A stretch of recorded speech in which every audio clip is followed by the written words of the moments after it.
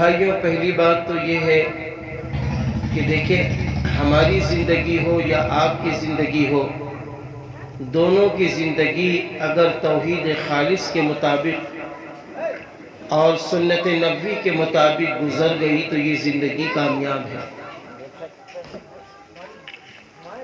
ہمارا جو بھی عمل ہو سنت کے مطابق ہو، رسول اللہ صلی اللہ علیہ وسلم کی سیرت طیبہ کے مطابق ہو، چاہے وہ کھانا ہو یا پانی پینا ہو، اٹھنا ہو یا بیٹھنا ہو، چلنا ہو یا پھرنا ہو۔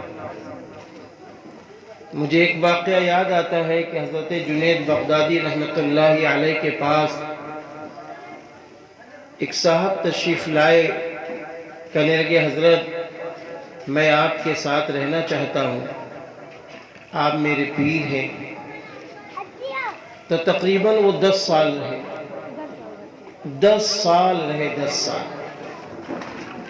10 سال کے بعد اچانک وہ کہنے لگے کہ حضرت میں جا رہا ہوں۔ تو حضرت جنید بغدادی رحمۃ اللہ علیہ نے پوچھا کیوں جا رہے ہو، کیا بات ہے؟ کہا حضرت ہم نے یہ سوچا تھا کہ آپ بہت بڑے بزرگ ہیں، آپ بہت بڑے پیر ہیں، لیکن آپ کے پاس میں 10 سال رہا، آج تک میں نے کوئی کرامت نہیں دیکھی، آج تک کوئی کرامت ہی نہیں دیکھی، اس لیے میں جا رہا ہوں۔ حضرت جنید بغدادی رحمۃ اللہ علیہ خاموش رہے، اس کے بعد فرمایا میرے دوست اچھا ایک بات بتائیے، 10 سال میرے پاس رہے نا؟ ہاں 10 سال رہا۔ فرمایا کہ یہ بتاؤ حضور صلی اللہ علیہ وسلم کی سنتوں سے ہٹ کر کسی لمحہ بھی میرا وقت گزرا ہے؟ انہوں نے کہا یہ بات تو سچ ہے، میں نے آپ کو ہر عمل نبی کی سنت کے مطابق کرتے ہوئے دیکھا۔ تو فرمانے لگے میرے دوست اس سے بڑی کرامت کیا ہو سکتی ہے کہ میری زندگی سنت نبوی کے مطابق گزر رہی ہے، میری زندگی سنت نبوی کے مطابق گزر رہی ہے، اس سے بڑی کرامت کیا ہو سکتی ہے؟ میرے بھائیوں، سنت نبوی کے مطابق جب زندگی گزرتی ہے تو اللہ کا خوف پیدا ہوتا ہے۔ میں آپ کو بتاؤں، حضرت سیدنا عبد القادر جیلانی رحمۃ اللہ علیہ کے والد محترم حضرت ابو صالح رحمۃ اللہ علیہ آپ کا نام تھا، ابھی آپ کی شادی نہیں ہوئی ہے۔ شادی سے پہلے کا واقعہ ہے کہ ایک بار آپ دین کے اس میں کافی دور تک تشریف لے گئے، ابھی ندی کے کنارے ہی پہنچے تھے کہ آپ کو بھوک لگی، اتنی شدت کی بھوک کے بغیر کھائے آپ رک نہیں سکتے۔ اچانک آپ نے دیکھا کہ ندی میں ایک سیب جا رہا ہے، تیرتا ہوا ایک سیب چلا جا رہا ہے، آپ قریب گئے، اس کو اٹھا لیا، اٹھانے کے بعد کیا کیا، اس کو کھانا شروع کیا۔ اب سیب کھا لیا، اب سیب تو کھا لیا، کھانے کے بعد احساس ہوا کہ اللہ قیامت کے دن پوچھے گا کہ ابو صالح سیب تو کھا لیا بھوک میں، لیکن سیب کے مالک سے اجازت لی تھی؟ ڈر پیدا ہو گیا، خوف پیدا ہو گیا۔ بس اس ڈر اور خوف میں آپ نے سوچا جدھر سے سیب آیا ہے ہم کو اسی طرف جانا چاہیے، کسی نہ کسی کے باغ سے یہ سیب گرا ہوگا۔ اب وہ سیب جس طرف سے آیا تھا اس طرف چل پڑے، جاتے جاتے دیکھا کہ ایک سیب کا باغ ہے، وہاں چند لوگ ہیں۔ آپ نے جا کے کہا کہ بھائی اس کا مالک کون ہے، اس کا مالک کون ہے؟ تو اس وقت جب ان کے مالک کا ذکر کیا گیا، فلاں صاحب ہیں، ابو سمو صاحب ہیں، وہ فلاں صاحب ہیں، وہ اس کے مالک ہیں۔ تو یہ پہنچ گئے، کہنے لگے دیکھیں ایسا ہے، ہمیں لگتا ہے کہ آپ ہی کا سیب کا یہ باغ ہے، اسی میں سے سیب گرا ہوگا، وہ سیب میں نے بغیر آپ کی اجازت کے اٹھا کے کھا لیا ہے، بھوک کی شدت تھی، آپ اجازت بھی اب دے دیجئے، مجھے معاف بھی کر دیجئے، مجھے معاف بھی کر دیجئے۔ تو وہ کہنے لگے میں معاف 2 شرطوں پہ کروں گا۔ ورنہ نہ کरूंगा. وہ بھی بہت بڑے بزرگ تھے. کہنے لگے وہ دونوں شرطیں آپ بتائیے تاکہ میں پوری کر دوں اور آپ مجھے معاف کر دیجیے. ہم نے بغیر اجازت کے سیب کھا لیا. تو معلوم ہے کیا ہوا؟ انہوں نے کہا پہلی شرط یہ ہے کہ سیب کے باغ میں تمہیں 10 سال خدمت کرنی پڑے گی. 10 سال خدمت کرنی پڑے گی. آپ نے فرمایا مجھے منظور ہے، معاف کر دو گے؟ کہا ہاں. کہا دوسری شرط بتائیے. کہا دوسری شرط جب 10 سال پورے ہو جائیں گے تب میں بتاؤں گا. 10 سال آپ نے اس سیب کے باغ کی خدمت کی اور جب 10 سال پورے ہوئے تو ایک دن باغ کے مالک نے کہا جاؤ ایک سیب لے آؤ جو میٹھا ہو. بہرحال آپ نے ایک سیب لیا اور جا کے مالک کو دیا تو انہوں نے جب سیب کھانا شروع کیا وہ کھٹا نکلا. جب وہ کھٹا نکلا تو فرمانے لگے کہہ رہے ابو صالح 10 سال خدمت کی اور 10 سال خدمت کرنے کے بعد تم نے مجھے کھٹا سیب کھلا دیا. ابھی تمہیں پتہ ہی نہیں چلا کہ اس میں میٹھا سیب کون ہے، کھٹا سیب کون ہے. تو فرمانے لگے حضرت ایک سیب میں نے کھایا تھا تو 10 سال خدمت کرنی پڑی، اگر اور کھاتا تو کیا ہوتا. اس لیے میں اللہ سے ڈر رہا ہوں. اب جلدی سے دوسری شرط بتا دیجئے. کہا دوسری شرط یہ ہے میری لڑکی ہے تمہیں اس سے شادی کرنی ہے لیکن وہ اندھی ہے، وہ گونگی ہے، وہ بہری ہے اور بالکل کالی کلوٹی ہے، تمہیں اس سے شادی کرنی ہے. اب آپ اندازہ لگائیں کہ کسی نوجوان کے سامنے یہ ذکر ہو کون شادی کرے گا. تو معلوم ہے آپ نے کہا حضرت ہمیں معاف کر دو گے، ہماری آخرت بن جائے، ہم اس کالی کلوٹی اور اندھی اور بہری اور گونگی لڑکی سے شادی کر لوں گا، بس آپ مجھے معاف کر دیجئے تاکہ قیامت کے دن اللہ کے وہاں گرفت نہ ہو جائے. اب معلوم کیا ہوا؟ کہا ٹھیک ہے چلو تمہارا نکاح ہوتا ہے. اب وہ شرط منظور ہو گئی، نکاح ہو گیا. نکاح کے بعد جب وہ اپنی شریک حیات بیوی کے پاس پہنچے تو بڑی خوبصورت ماشاءاللہ بچی، اور وہ بول رہی ہے، گونگی بھی نہیں. تو بس پلٹ آئے پیچھے، نکل آئے اس جگہ سے اور دوڑتے ہوئے باغ کے مالک ابو سمو کے پاس آ گئے. کہنے لگے سنیے سنیے، ایک گناہ تو وہ ہوا تھا کہ بغیر اجازت کے سیب کھا لیا، وہ بھی گناہ ہوا. اب تو دوسرا گناہ مجھ سے ہو گیا ہے، اب تو دوسرا گناہ مجھ سے ہو گیا ہے. میری نگاہ کسی غیر محرم لڑکی پر پڑ گئی ہے، مجھ سے دوسرا گناہ ہو گیا، اب میں کیا کروں. تو لڑکی کے والد صاحب نے معلوم کیا کہا؟ کہا نہیں تم سے گناہ اب نہیں ہوا ہے، غلط کام تم سے نہیں ہوا ہے. معاملہ یہ ہے کہ وہ میری ہی بیٹی ہے. کہا وہ تو آپ نے بتایا تھا کالی ہے. کہا نہیں میری وہ حسین و جمیل بیٹی ہے. آپ نے فرمایا تھا وہ گونگی ہے.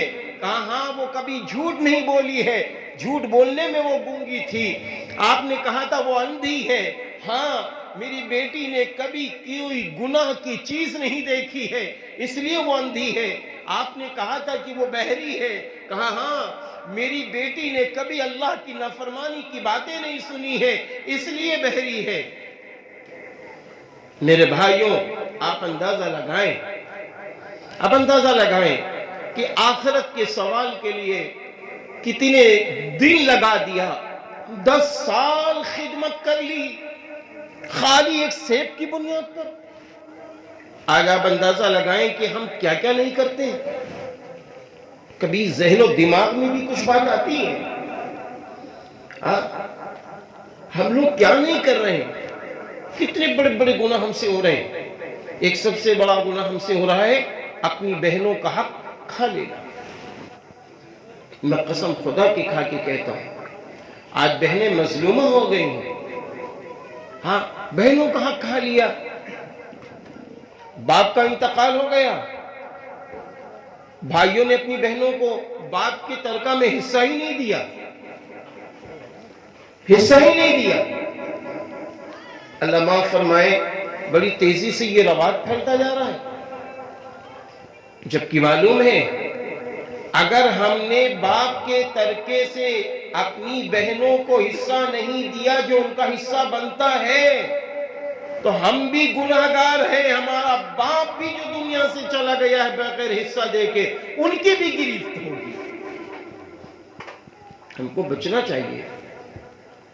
اگر ابو جان اچانک دنیا سے چلے گئے تو بیٹوں کا حق ہے کہ جب بھی آپ فیصلہ کرو، جب بھی فیصلہ کرو تو کسی عالم سے پوچھو، کسی بھی عالم سے پوچھ لو تو وہ آپ کو بتا دے گا کہ اگر بھائی ہے تو وہ 2 حصے لے، بہن ہے تو 1 لے لے، اس کو حصہ دو، حصہ دو۔ وراثت میں حصہ قرآن نے دیا ہے، اسلام نے حصہ دیا ہے، اس لیے بیٹیوں کو حصہ دینا چاہیے۔ آج بڑے دکھ کے ساتھ کہنا پڑتا ہے کہ اگر بیٹیوں کے حصے ہم دے دیں تو بڑے مسئلے حل ہو جائیں۔ آج بہت سارے بچے کہتے ہیں ہم نے ابا کے انتقال کے بعد ہم نے اپنی بہن کی شادی کر دی، بڑی دھوم دھام سے کی ہے۔ سن لیجیے اچھی طرح، اگر آپ نے آپس میں بیٹھ کر باپ کیا ترکہ تقسیم نہیں کیا، کسی کو پتہ ہی نہیں، اور سارے بھائیوں نے مل کر شاندار جہیز آپ نے دے دیا، جو کچھ بھی کر دیا دھوم دھام کر دیا، پھر آپ کہتے ہیں کہ ہم نے حق ادا کر دیا، آپ کا کہنا غلط ہے۔ آپ کو وراثت میں حصہ دینا پڑے، دینا پڑے۔ تو ایک تو یہ بہت بڑی غلطی ہے۔ آپ کو بتاؤں، حضور اکرم صلی اللہ علیہ وسلم کا ارشاد گرامی ہے کہ دیکھو اگر 4 باتوں پر عمل کر لو تو اللہ بھی تم سے محبت کرے گا اور رسول اللہ صلی اللہ علیہ وسلم بھی تم سے محبت کرنے لگیں گے، اور تم بھی اللہ رسول سے محبت کرنے والے ہو جاؤ گے۔ نمبر 1، جھوٹ نہ بولنا۔ نمبر 2، امانت میں خیانت نہ کرنا۔ نمبر 3، نمازوں کی پابندی کرنا۔ اور نمبر 4، پڑوسیوں کا حق ادا کرنا۔ ایک دوسرے میں ہے کہ نماز کے ساتھ ساتھ اللہ کا ذکر کرنا۔ اللہ اور رسول ہم سے محبت کر لیں گے، اور جب اللہ اور رسول ہم سے محبت کر لیں گے تو ساری کائنات میری ہے۔ میرے بھائیوں، ساری کائنات میری ہے۔ دنیا میں جب تک رہیں گے تو ایمان کی روشنی میں رہیں گے، اور جب دنیا سے چلے جائیں گے، کون ہے دنیا دار کے لوگ؟ میرے بھائیوں، ظاہر میں تو یہ ہے کہ میرے ساتھ اچھا معاملہ کر رہے ہیں، کہ میری روح نکل گئی، قبر میں پہنچا دیا، پٹرے رکھ دیا، اس کے بعد منو مٹی دبا دی، لیکن تھوڑا کبھی غور کرو کہ وہ تو تنہائی میں آپ کو چھوڑ آئے، وہ تو آپ کو تنہائی میں چھوڑ آئے ہیں۔ کون ہے وہاں آپ کے ساتھ؟ کون ہے وہاں آپ کے ساتھ؟ ہمارے اور آپ کے ساتھ ہمارے اعمال ہوں گے، ہمارے افعال ہوں گے، ہمارے کردار ہوں گے، ہمارا اور آپ کا کیریئر ہوگا۔ آج معمولی لذت کی خاطر، آج معمولی اپنے نفس کو خوش کرنے کی خاطر چند منٹ کے گناہ سے پوری ذلتیں، پوری رسوائی تک ہم پہنچ جاتے ہیں۔ 1-2 منٹ کے گناہ کرنے کے بعد کیا ہوتا ہے؟ سماج میں ہماری عزت گر جاتی ہے، سماج میں ویلیو ختم ہو جاتی ہے۔ ہم نے کبھی اس پر غور نہیں کیا، کبھی اس پر ہماری نظریں نہیں ہیں، کبھی ہم نے توجہ نہیں دی ہے۔ اس لیے آئیے ہم لوگ فیصلہ لیں، اپنی زندگی کا فیصلہ لیں کہ ہم نے کتنی گناہ کیے ہیں، ہم نے کتنی اللہ کی نافرمانی کی ہے، ہم نے کس کس طریقے سے زندگی گزاری ہے۔ نبی فرما رہے ہیں جھوٹ نہ بولو۔ آج تو معمولی باتوں میں ہم جھوٹ بولتے ہیں۔ آپ کو معلوم ہے قرآن کریم میں اللہ نے کیا فرمایا؟ لعنت اللہ علی الکاذبین، جھوٹ بولنے والوں پر اللہ کی لعنت ہوتی ہے۔ جب لعنت ہم پر پڑے گی تو گھر میں برکتیں کہاں سے آئیں گی؟ جب لعنت ہمارے اوپر ہے تو وہ دکان کی برکتیں کہاں ملیں گی؟ جب لعنت ہم پر ہے تو ہماری زندگیوں میں، عمروں میں برکتیں کہاں سے ملیں گی؟ اور پھر نبی نے فرمایا کہ دیکھو امانت کا خیال رکھو، امانت داری جو امانت دی جائے. آج بڑے دکھ کے ساتھ کہنا پڑتا ہے ہم نے کرائے کا مکان لے لیا، یہ بھی تو کسی کی امانت ہے، لیکن جب کرائے کا مکان لے لیا تو ہم نے اس کو اپنی جاگیر سمجھ لی. اس مکان کے ساتھ ہم کیا کیا دشا بعض لوگ کرتے ہیں وہ اچھی طرح جانتے ہیں. ہم نے کسی کی گاڑی کرائے پہ لے لی تو ایسا لگ رہا ہے کہ وہ ہم نے خرید لی ہے، جبکہ وہ کسی کی امانت ہے. ایسا ہی ہم ہر جگہ جا سکتے ہیں. ہمارے بیٹے ہیں، آپ کے بیٹے ہیں، ہماری بیٹیاں ہیں، آپ کی بیٹیاں ہیں، تو یہ اللہ کی امانت ہے، یہ اللہ کی امانت ہے. جس طرح اللہ نے پاک دامن آپ کو دیا ہے، ہم کو دیا ہے، جس طرح اللہ تعالیٰ نے ان کو بے داغ دیا ہے، ہر باپ کو یہ چاہیے، ہر ماں کو یہ چاہیے ایسا ہی بے داغ ان کی پرورش کرے، ان کو وہ علم دے جس سے یہ اللہ اور رسول کو پہچان لیں. شروع میں ایسی تعلیم ان کو دیجئے کہ یہ قرآن سے جڑ جائیں، یہ حدیث نبی صلی اللہ علیہ وسلم سے جڑ جائیں، یہ مکتب سے جڑ جائیں، یہ مدرسوں سے جڑ جائیں. آج ہم نے مکتب و مدرسوں کو اتنا زیادہ ہلکا سمجھ لیا ہے تو جس کا نتیجہ یہ ہے کروڑ پتی باپ کا جنازہ رکھا ہوا ہے، بیٹے کو جنازے کی دعا نہیں یاد ہے. اندازہ آپ لگائیں ہم کہاں پہنچ گئے. ہم نے اپنے بچوں کو اس طرح بھی نہ تیار کیا کہ ہمارے جنازے کی وہ نماز صحیح پڑھ سکے. اف ہے ایسے انسانوں کی سوچ پر، افسوس ہے ایسے انسانوں کی سوچ پر. اگر آپ کو نہ یقین ہو کہ جنازہ کہیں رکھا ہو تو آپ پوچھئے، بھائی ہاتھ اٹھائیں وہ لوگ، کتنے لوگوں کو جنازے کی دعائیں یاد ہیں. آپ کو معلوم ہے جن نماز جنازہ مشابہ نماز ہے، اصلاً دعا، لیکن ہمارا ذہن ہی نہیں جاتا. ہم خود اپنے لیے اپنے بچوں کو نہیں تیار کر پا رہے ہیں تو یہ بتائیے کہ میرے جانے کے بعد یہ بچے کیا کریں گے. ہم نے کیا دیا ہے ان کو، ہم نے کیا دیا ان کو. آپ نے کیا ان باپوں کو نہیں دیکھا ہے؟ ان لوگوں کو آپ دیکھیے کہ کروڑ پتی باپ ہے، اس نے اپنے بچوں کو ایماندار نہ بنایا، اپنے بچوں کو اس نے علم والا نہ بنایا، اچھی تہذیب، اچھی ثقافت، اسلامی شان و شوکت نہیں دی. تو رزلٹ کیا ہوتا ہے؟ ادھر باپ کا انتقال ہوتا ہے، ادھر گھر میں جھگڑے شروع ہوتے ہیں، فساد شروع ہو جاتے ہیں. جس باپ نے اپنے بچوں کے لیے کمائی محفوظ رکھی وہ چند سالوں کے اندر بچے اڑا کر پھینک دیتے ہیں اور اس کے بعد وہ کوڑی کے تیر نظر آتے ہیں. آج ان سے بھیک مانگ رہے ہیں، کل ان سے بھیک مانگ رہے ہیں. یہ سب ہوتا ہے کہ نہیں ہوتا؟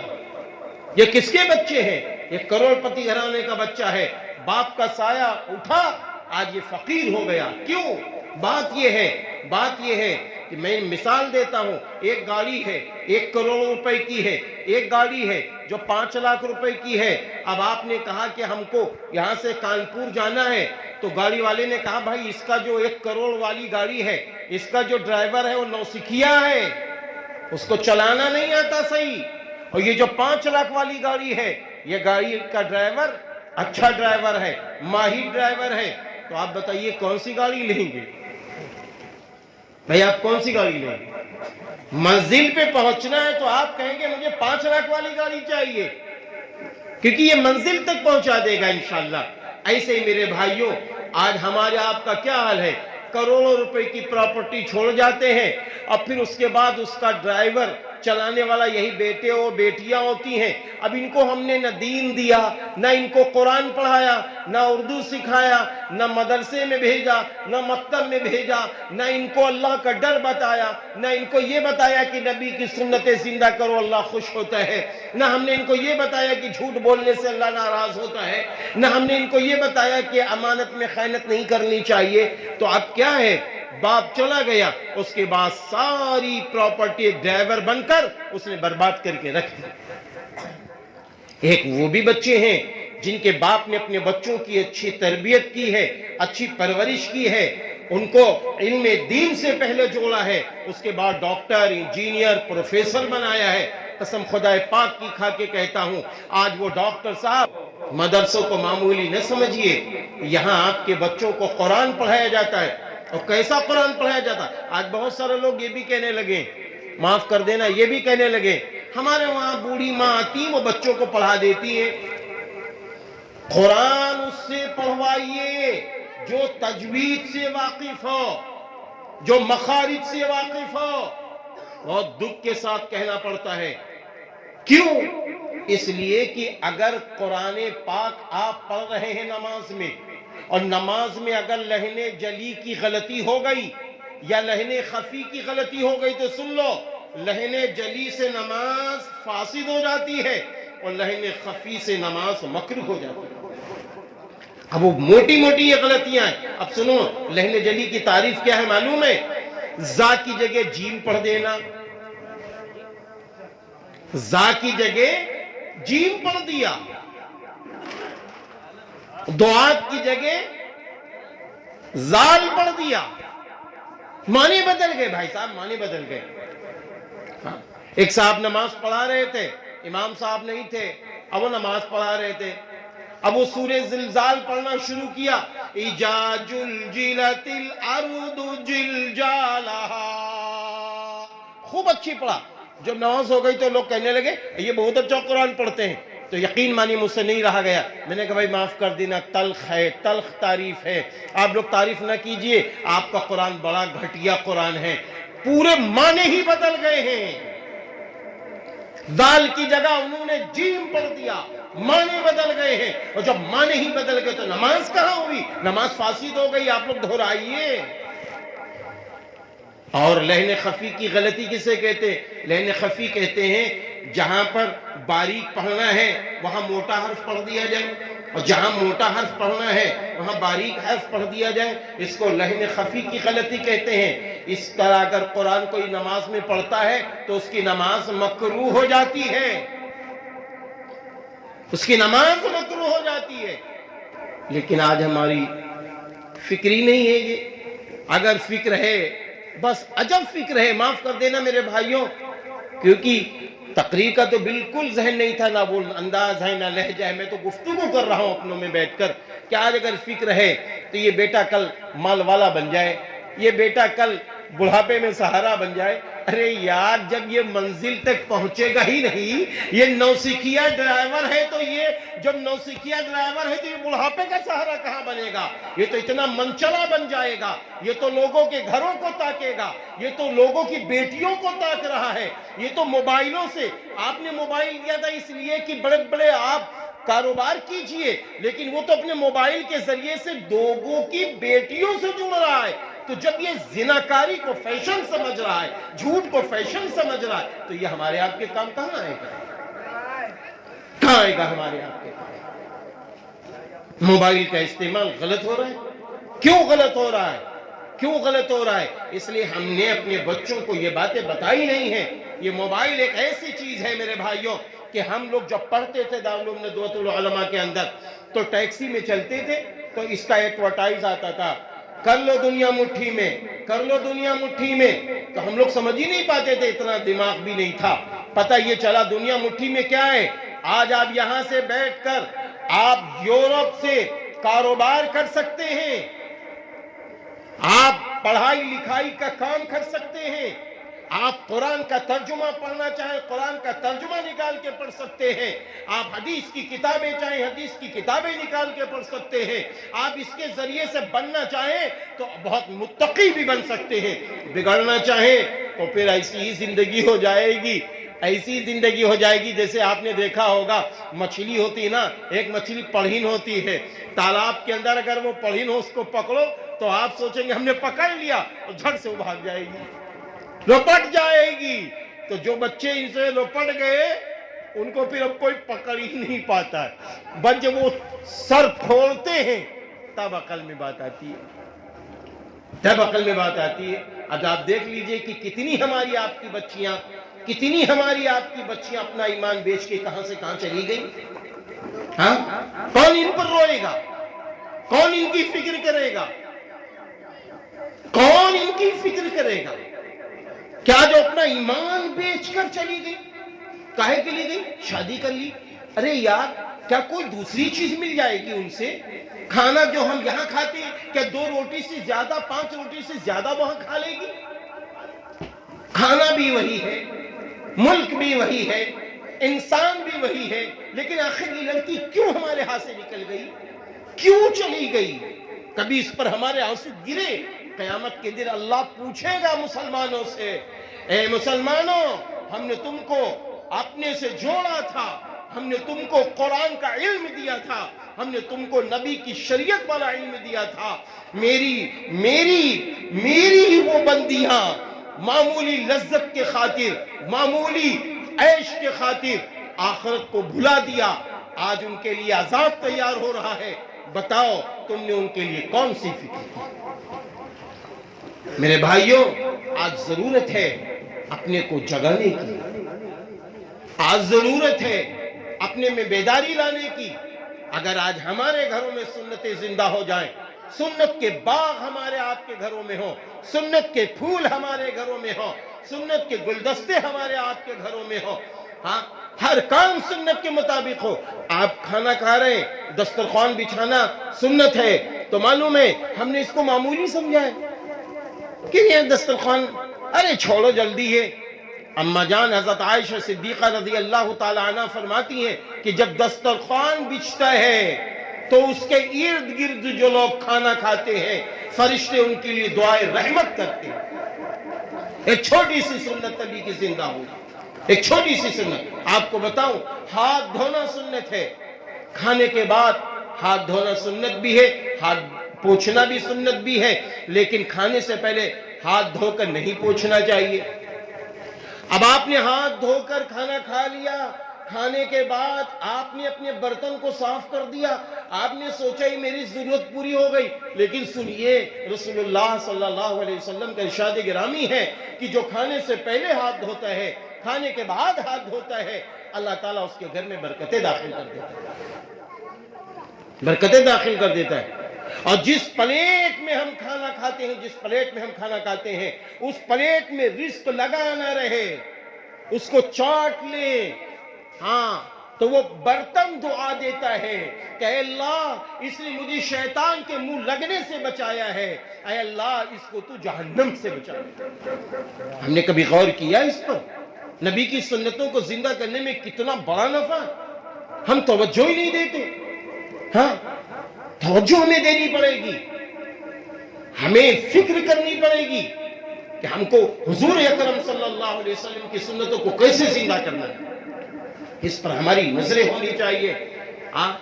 ایک روایت میں ہے، حضرت انس رضی اللہ عنہ سے روایت ہے کہ آپ فرماتے ہیں کہ حضور اکرم صلی اللہ علیہ وسلم کا ارشاد گرامی ہے کہ جس شخص نے میری سنتوں کو زندہ کر لیا اس نے مجھ سے محبت کر لی، اور جس نے مجھ سے محبت کی وہ میرے ساتھ جنت میں داخل ہو گیا۔ کتنی بڑی باتیں ہیں بتائیے آپ، ہاں، کتنی بڑی باتیں۔ ارے میرے یاروں، کون سا ہمارا نقصان ہے؟ کھانا ہمیں کھانا ہے، سنت کے مطابق کھا لے، پانی ہمیں پینا ہے، سنت کے مطابق پی لے، کپڑے ہمیں پہننا ہے، سنت کے مطابق پہن لے، گھر میں ہمیں جانا ہے، سنت کے مطابق چلے جائیں، کاروبار ہمیں کرنا ہے، سنت کے مطابق کر لیں۔ ہر کام سنت کے مطابق اگر کر لے جائیں تو انشاءاللہ نفع ہی نفع، دنیا میں بھی نفع، آخرت میں بھی نفع۔ کیا مشکل ہے؟ ایک صاحب کھڑے ہو کر پانی پی رہے تھے، ایک صاحب کھڑے ہو کر پانی پی رہے تو دوسرے صاحب آ گئے، کہنے لگے بھائی میڈیکل لائن سے کھڑے ہو کر پانی پینا منع ہے۔ تو ایک تیسرے صاحب آ گئے، ارے کہنے لگے یار میڈیکل تو بعد میں ہے، ہمارے نبی آپ کے نبی رحمت للعالمین صلی اللہ علیہ وسلم نے فرمایا پانی بیٹھ کر پیا کرو، یہ نبی والا عمل ہے۔ تو سنتوں کو زندہ کرو، استحضار کرو، یہ میرے نبی کا عمل ہے۔ خوش ہو، خوش ہو خوب۔ میرے نبی ایسے سوتے تھے، رات میں میرے نبی سونے جا رہے وضو کر کے سوتے تھے۔ میرے نبی جب بستر پہ جاتے تھے بستر کو 3 بار جھاڑ لیتے تھے۔ میرے نبی جب سونے لگتے تھے تو کیا ہوتا تھا؟ قرآن پڑھتے پڑھتے سو جاتے تھے، قرآن پڑھتے پڑھتے سو جاتے۔ آج ہمارا حل کیا ہے؟ موبائل سنتے سنتے سو رہے ہیں، گانے سنتے سنتے سو رہے ہیں، اسٹوری سنتے سنتے سو رہے ہیں۔ اللہ نہ کرے جس حال میں انسان کی موت ہوگی قیامت کے دن اسی حال میں تو اٹھایا جائے گا۔ ہاں، کبھی ہم نے غور کیا ہے ہماری موت کب آ جائے؟ ہاں،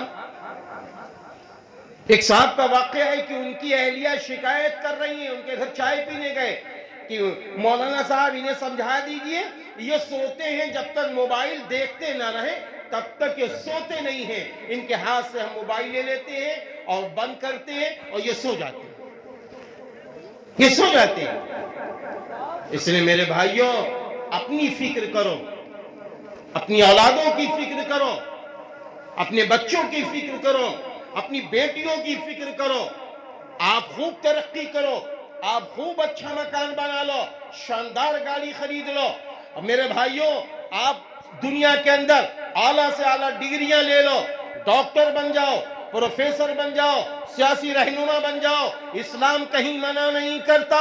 اسلام کا یہ کہنا ہے وَأَنْتُمُ الْأَعْلَوْنَ إِن كُنتُم مُؤْمِنِينَ، اور تم ہی بلند ہوگے اگر تم مومن ہوگے۔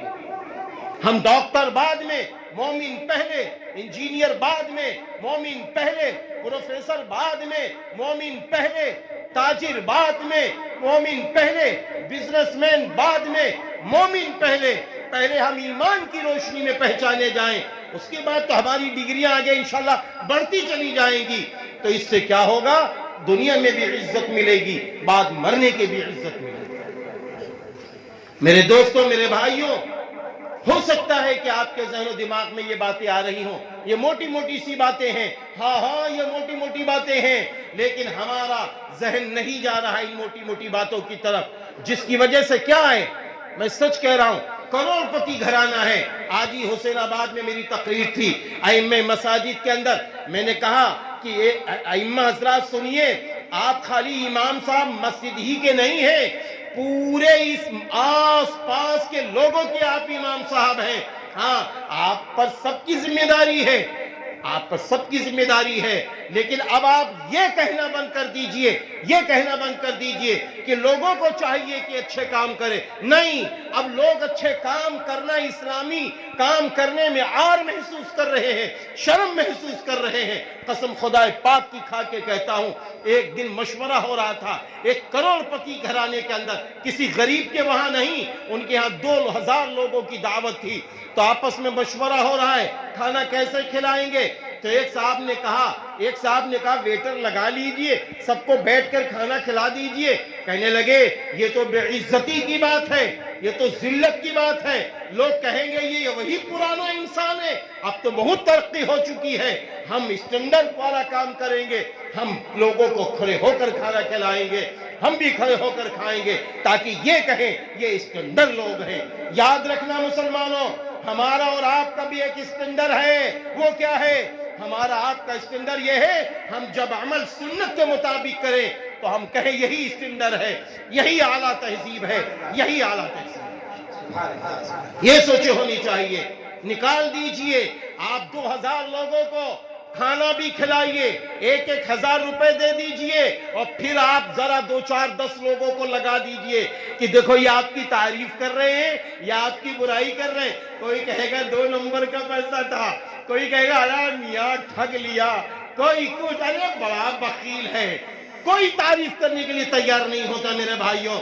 ہاں، یاد رکھنا، سنت کے مطابق کرو گے، سنت کے مطابق شادیاں کرو، سنت کے مطابق تجارت کرو، سنت کے مطابق گھر چلاؤ، کوئی تعریف کرے یا نہ کرے، مجھے یقین ہے میرا اللہ دیکھ کے خوش ہو رہا ہوگا، میرا اللہ فرشتوں سے کہہ رہا ہوگا، فرشتوں یہ دیکھو میرا بندہ ہے، میرے محبوب کی سنتوں کو زندہ کر رہا ہے، یہ دیکھو میرا بندہ ہے، یہ دیکھو میری بندی ہے، میرے محبوب کے طریقے کے مطابق چل رہی ہے، فرشتوں اس کی عمر میں برکت ڈال دو، اس کی روزی میں برکت ڈال دو، اس کو دنیا کی عزتیں دے دو، اس کو دنیا کی شان و شوکت بھی دے دو، اور جب یہ میرے پاس آئے گا تو یہ نمونہ لے کر آئے گا، تو نمونہ کس کا ہوگا؟ میرے محبوب کے نمونے کے مطابق یہ زندگی گزار کر آئے گا، تو ہم کہہ دیں گے فرشتوں جو میرے محبوب نبی کے طریقے کے مطابق آیا ہے وہ چھوڑو اسے جنت میں داخل کر۔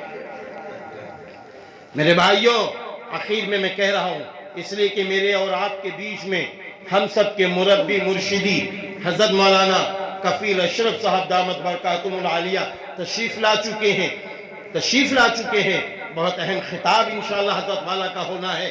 تو میں یہ کہہ رہا تھا کہ میرے بھائیوں دیکھو ایک بات یاد رکھنا، میں ایک مثال دیتا ہوں، اکثر جگہ یہ مثال دے رہا ہوں۔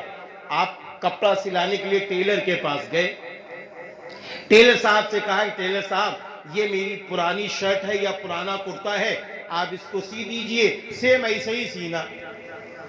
اب ٹیلر صاحب نے کہا ٹھیک ہے۔ اب وہ ٹیلر صاحب نے سلنا شروع کیا، وہ کپڑا کاٹنا شروع کیا۔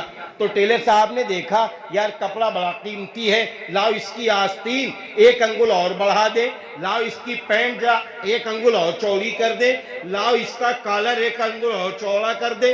ٹیلر صاحب نے سوچا یہ کترن ہو جائے گا، اس کا قیمتی کپڑا خراب ہو جائے گا، اس لیے انہوں نے کر دیا یہ سارے کام۔ اب ہم پہنچے، ہم کو صبح جانا ہے فنکشن میں، اب ہم پہنچے، ہم نے کہا ٹیلر صاحب جلدی سے ہمارا سوٹ دے دیجئے۔ ٹیلر صاحب نے دیا، میرے دل میں آیا کہ لاؤ یہ دیکھ لیں یہ دیکھ لیں۔ اب جب دیکھنا شروع کیا تو معلوم یہ ہوا ایک انگل یہ آستین بھی بڑی ہے، پینٹ بھی چوڑی ہے، پیجامہ بھی زار بھی چوڑا ہو گیا ہے۔ اب آپ بتائیے، سچ ایمانداری سے بتائیے، آپ ٹیلر صاحب سے کہیں گے تھینک یو ٹیلر صاحب، آپ نے میرے قیمتی کپڑے کو بچا لیا، تھینک یو، یہ کہیں گے؟ بتائیے آپ کیا کہیں گے؟ اب آپ کہیں گے بس ٹیلر صاحب چپ رہو۔ ٹیلر صاحب کہیں گے ارے بھیا قیمتی کو، بس ٹیلر صاحب چپ رہو، اب کہاں جاؤں، صبح تو میرا نکاح ہے، اب میں کہاں جاؤں بتاؤ؟ آپ واپس کر دیں گے؟ آپ کہیں گے نہیں ہم کو سیم اسی طریقے سے جلدی سے بنا کے دیجئے؟ بتائیے آپ کہیں گے کہ نہیں کہیں گے؟ تو جب آپ اپنا نمونہ پیش کر رہے ہیں، آپ اپنا نمونہ پیش کر رہے ہیں تو آپ فرما رہے ہیں مجھے سیم چاہیے، اور میرا اللہ اپنے محمود حضرت محمد صلی اللہ علیہ وسلم کو پوری دنیا کے لیے آئیڈیل و نمونہ بنا کے بھیج دیا، تو کیا میرا اللہ قیامت کے دن یہ نہیں کہے گا فرشتوں جو میرے محبوب کے نمونے کے مطابق چل کر آیا ہے، کھا کے آیا ہے، پی کے آیا ہے، کما کے آیا ہے، سارے کام عبادتیں کر کے آیا ہے، بلاؤ اس کو جنت میں داخل کر دو، اسے جہنم سے بچا لو۔ بقیہ بہت بڑے لوگ آئیں گے، بڑے بڑے کام کر کے آئیں گے، لیکن وہ نبی کے طریقے سے ہٹ کر ہوگا تو وہاں کہا جائے گا یہ کام مردود ہے، یہ کام ریجیکٹ ہے، یہ کام ریجیکٹ ہے۔ بتاؤ میرے بھائیوں پھر وہاں کہاں جائیں گے؟ کہاں جائیں گے؟ کس رخ پر جائیں گے؟ اس لیے آئیے ہم سب طے کریں کہ انشاءاللہ سنت نبوی کے مطابق زندگی گزاریں گے۔ میرے بھائیوں یہ اب نہ دیکھو، ایک اور بھی شیطان وسوسہ ڈالتا ہے، ارے یار تم مار کر ملا جی بنے ہو، وہ دیکھو فلاں حاجی صاحب تو ایسا کر رہے تھے، فلاں صاحب تو ایسا کر رہے تھے، یہ اندر یہ چھپی ہماری باتیں ہم بھی وہی کرنا چاہتے ہیں، لوگوں سے کہتے ہیں وہ یہ کر رہے تھے، وہ یہ کر رہے تھے، تو اب یہ کہنا بند کرو، اب شریعت کو سامنے رکھو۔ میرے نبی نے کھانا کھایا ہے، کیسے کھایا ہے؟ میرے نبی نے کھانا مہمانوں کو کھلایا ہے، کیسے کھلایا ہے؟ بس ہم کو اس طریقے کو زندہ کرنا ہے، فالو کرنا ہے، ہم کو یہی کام کرنا ہے۔ تو جب ہم اس طریقے سے عمل کریں گے تو پھر چار طریقے سے اللہ کرام فرمائے گا۔ حضور پاک صلی اللہ علیہ وسلم نے ارشاد فرمایا کہ جب تم میری سنتوں کو زندہ کرو گے اللہ چار طریقے سے تمہارا اکرام فرمائیں گے۔ پہلا اللہ کی طرف سے اکرام یہ ہوگا اللہ روزی میں برکت ڈال دے گا۔ دوسرا اکرام یہ ہوگا اللہ دین میں پختہ کر دے گا۔ تیسرا اکرام یہ ہوگا اللہ فجار، فساق اور حاسدین کے دلوں میں رعب و دبدبہ ڈال دے گا۔ چوتھا اکرام یہ ہوگا اللہ نیک اور صالح دیندار لوگوں کے دلوں میں اللہ محبت ڈال دے گا۔ بھئی یہ ساری چیزیں تو ضروری ہیں، سب تو مل رہا ہے یار، دوسری کی تہذیب اختیار کرنے مل کے آ رہا ہے۔ اسلام میں ہم دوسروں کو اگر داخل کریں، دو کشتیوں پہ سوار ہیں اور چیخ رہے ہیں گھر میں برکت نہیں ہوتی، دو کشتیوں پہ سوار ہیں چیخ رہے ہیں گھر میں برکت نہیں ہوتی۔ آج ماں بہنیں دو کشتیوں پہ سوار ہیں، موبائل کو دیکھ کے فیشن کر رہی ہیں، گھر میں برکت نہیں آ رہی، موبائل دے کر بچوں کو پرورش کر رہی ہیں اور کہہ رہی گھر میں برکت نہیں آ رہی ہے۔ بھائی دیکھو اسلام کو تانا نہ دو، اسلام کی روشنی میں چلو، پھر برکتیں نہ آئیں، تب غور کرو، تب رو اللہ کے سامنے، تب ہم کو سوچنا ہوگا، فیصلہ کرنا ہوگا کیا دنیا کو خوش کر رہے ہیں۔ دنیا کو خوش کرو اسلام کی روشنی میں، دنیا کو خوش کرو ایمان کی روشنی میں، دنیا کو خوش کرو सुन्नत नबी की रोशनी में दुनिया को यूं ही खुश ना करो, ये दुनिया कुछ नहीं देगी। दुनिया का खाली काम इतना है, हम मर जाएंगे, ले जाके ये कब्र के गड्ढे में डाल देंगे। मेरे भाइयों, इसके अलावा कोई काम ये नहीं करेंगे। फिर क्या होगा? हमारे अमाल हमारे साथ होंगे। हमारी जिंदगी सुन्नत के मुताबिक गुजरी है, नमाजें हमने पढ़ी हैं, सब्र हमने किया है, माँ बाप की खिदमत की है, पड़ोसियों का हक अदा किया है, गरीबों की मदद की है, यतीमों की मदद की है, उलमा से मोहब्बत की है, मस्जिदों को आबाद किया है। फिर ये सारी की सारी चीजें हमारे लिए कब्र में चारों तरफ घेराबंदी कर लेंगे। ये सब काम आएंगे मेरे भाइयों। इसलिए दुनिया में जियो, हंसो, बोलो, खिलखिलाओ, लेकिन जैसे इस्लाम चाहता है। इस्लाम क्या चाहता है? आप सल्लल्लाहु अलैहि वसल्लम जब बाजार में तशरीफ लाते थे तो खिलखिला के नहीं हंसते थे। जब कोई मिलता सलाम करता, आप सल्लल्लाहु अलैहि वसल्लम मुस्कुरा के जवाब देते थे, कहा लगा के हंसते नहीं थे, कहा लगा के काम नहीं करते थे। इसलिए हमारा भी मिजाज यही हो, हम छोटी छोटी सुन्नतों को जिंदा करने वाले बने मेरे भाइयों। हाँ, अब तो सुन्नतों को जिंदा करने के लिए बड़ा आसान है, बहुत आसान है। आप YouTube पे डाल दीजिए हमें खाने की सुन्नतें चाहिए, लो भाई सैकड़ों उलमा आपको खाने की सुन्नतें बता रहे, खाने की सुन्नतें बता रहे। अब आप ये डाल दीजिए घर में जाने की सुन्नतें क्या है, लो भाई सैकड़ों उलमा इंशाअल्लाह आपको बताएंगे घर में जाने से पहले बिस्मिल्लाह पढ़ लो, घर में जाते वक्त सलाम कर लो, सब कुछ आपको मिल जाएगा। लेकिन हम बनना चाहें, हम बनाना चाहें तो सब आसान है, फैसला मुश्किल है। हमने आपने भी फैसला नहीं लिया है। हम उस वक्त अच्छा समझते हैं जब हमारा बच्चा पैंट और शर्ट में, कोट में होता है शादी में, तो हम खुश होते हैं, सबको देखा देख के हम भी खुश होते हैं। आज आप देख लीजिए ये मासूम मासूम बच्चे बैठे हुए, क्या इनके चेहरों पर रौनकें नहीं है? इनके लिबास में आप देखिए माशाल्लाह, आपको ये बच्चे नहीं अच्छे लग रहे? इनका लिबास क्या आपको नहीं अच्छा लग रहा है?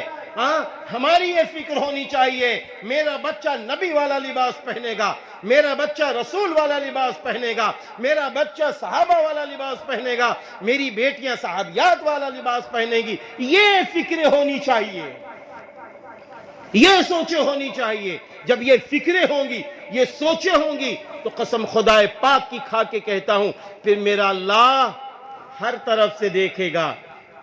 हाथ लगाओगे मिट्टी को, सोना बन जाएगा जनाब। हाँ, सोना बन जाएगा।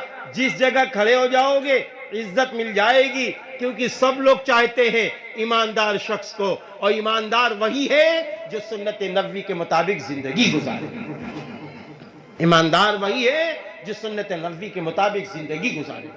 मेरे भाइयों, सुन्नतों को जिंदा हमारे असलाफ ने इस तरह किया है। मुझे याद है कि हजरत मौलाना कारी सिद्दीक साहब रहमतुल्लाह अलैह बीमार पड़े तो क्या हुआ, एक साहब मोजा पहनाने लगे, सर्दी का वक्त था, अब वो अलालत में है, अब मोजा पहनाने लगे तो पहले सीधे ये क्या किया कि उल्टे पैर में मोजा डाल दिया। फौरन हजरत ने अस्तगफिरुल्लाह अस्तगफिरुल्लाह पढ़ा और पैर खींच लिया।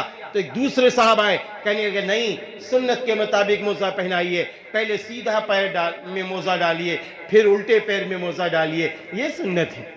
हजरत मौलाना कारी सिद्दीक साहब रहमतुल्लाह अलैह की जिंदगी सुन्नतों के मुताबिक गुजरी। आप उनको देख के दौड़ते थे।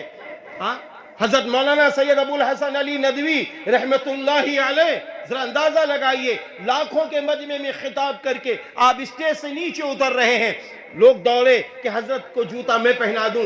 एक साहब बहुत बड़े खरबपति, वो दौड़े, उन्होंने जूता पहनाना शुरू किया तो उल्टे पैर वाला जूता पहले दिया। हजरत खड़े हुए हैं और मुस्कुरा रहे, अभी कुछ नहीं बोले, कुछ नहीं बोले। एक साहब दौड़ कर आए, कहने लगे, उनके कान में कहा सेठ साहब पहले सीधे पैर वाला जूता दीजिए तब हजरत पहनेंगे।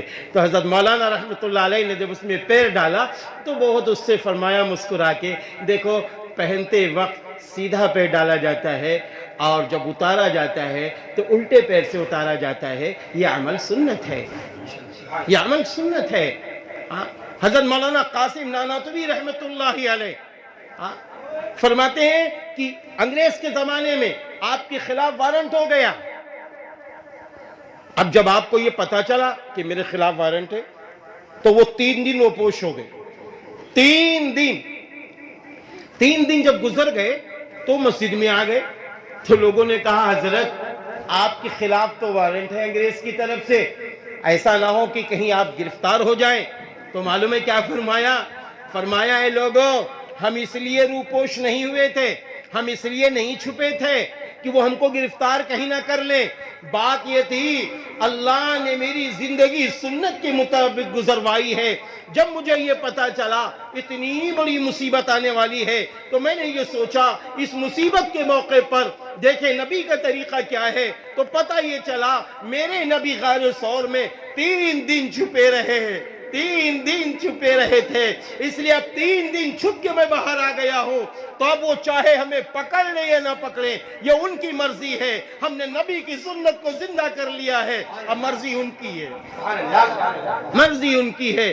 اس لیے میرے بھائیوں، اللہ کے محبوب بندوں، اللہ کے محبوبوں نے اس طریقے سے نبی کی سنت کو پکڑا۔ آپ ہی کے متعلق ہے کہ جہاں آپ رہتے تھے وہاں لوگوں نے کیاری بنائی، یہ ہوا کہ اس میں مختلف قسم کے پھول لگا دیے جائیں، مختلف قسم کے پھول کے پودے اس میں لگا دیے جائیں۔ حضرت نے فرمایا نہیں نہیں، یہاں تو صرف گلاب کے ہی پودے لگیں گے، صرف گلاب کے ہی پودے لگیں گے۔ تو لوگوں نے کہا حضرت گلاب بھی لگا دیا جائے اور بڑے خوبصورت خوبصورت پھول ہیں ان کو بھی لگا دیا جائے۔ تو حضرت مولانا نے کیا فرمایا؟ فرمایا میرے بھائیوں، گلاب کی کیاری بناؤ، ارے اس میں جب خوشبو آئے گی اور گلاب کو دیکھیں گے تو معلوم ہے میرے محبوب نبی کے پسینے سے جو خوشبو نکلتی تھی وہ گلاب کی نکلتی تھی۔ آج جو اگر یہ گلاب کو ہم دیکھیں گے اور اس کی خوشبو ہم سونگھیں گے تو مجھے اپنے نبی یاد آتے رہیں گے، نبی یاد آتے رہیں گے۔ الغرض پیارے مسلمانوں، اللہ کے محبوب بندوں، آئیے ہم سب ارادہ کریں کہ اپنے گھروں کو سنت سے سجاؤ، ہاں اپنے گھروں میں سنتوں کو زندہ کرو۔ کھانے کی سنت کیا ہے، پانی کی سنت کیا ہے، سونے کی سنت کیا ہے۔ کبھی کبھی اپنے بچوں سے کہو میرے بیٹے سونے جا رہے وضو کر لو، میرے بیٹے سونے جا رہے وضو کر لو۔ اس طریقے کی ساری سنتوں کو زندہ کر کے اپنی زندگی کو گزارنے کی کوشش کرو، روزی کی بھی برکت مل جائے گی، عزت بھی مل جائے گی، شہرت بھی مل جائے گی، اور جب یہاں سے دنیا سے جائیں گے تو انشاءاللہ بغیر حساب و کتاب کی جنت مل جائے گی، اور حضور اکرم صلی اللہ علیہ وسلم کے ہاتھوں سے حوض کوثر کا پانی پینا نصیب ہو جائے گا۔ اس لیے آئیے ہم سب ارادہ کریں، عہد کریں کہ انشاءاللہ تعالی توحید خالص کے ساتھ ساتھ سنت نبوی کے مطابق اپنی زندگی گزاریں گے۔ اب ہمارے اور آپ کے بیچ میں ہم سب کے مربی مرشدی حضرت مولانا کفیل اشرف صاحب